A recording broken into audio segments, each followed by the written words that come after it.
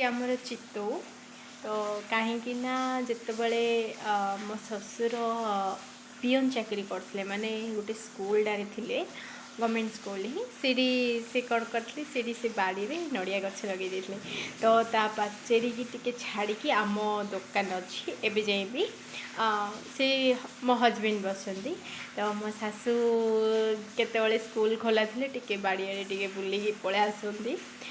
ମୋ ଶ୍ୱଶୁର ତ ଏବେ ନାହାନ୍ତି ଦୁନିଆରେ, ତ ସେ ଆଉ କାମ ତ କରୁନାହାନ୍ତି, କିନ୍ତୁ ଅଧିକା କିନ୍ତୁ ଆଗ ଭଳି କିଛି କମ୍ ନୁହେଁ।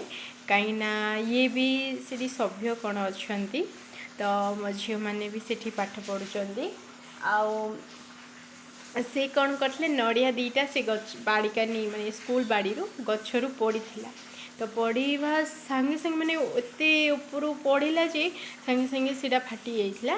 ତ ସେଇଟା ଫାଟିଯିବାରୁ ମୋ ଶାଶୁ ଧରି ପଳେଇ ଆସିଥିଲେ। ତ ସେଇଟା ସେ ଲଗାଇଥିଲେ ଚିତଉ କରେ। ତ ମୁଁ ସକାଳେ ବତୁରି ଦେଇ ପଳେଇଥିଲି, ଆଉ ତାଙ୍କେ ବଟାବଟି କରିକି ରଖିଦେଇଥିଲେ। ତ ମୁଁ ଏବେ ବନେଇ ଦେଉଛି ଚିତଉ ଆଉ ଚଣା ଆଳୁ ତରକାରୀ। ଦେଖାଯାଉ ମୋତେ କିନ୍ତୁ ଦୁଇଟା ମୁଁ ହଉ ଖାଇଦିଏ ଦୁଇଟା।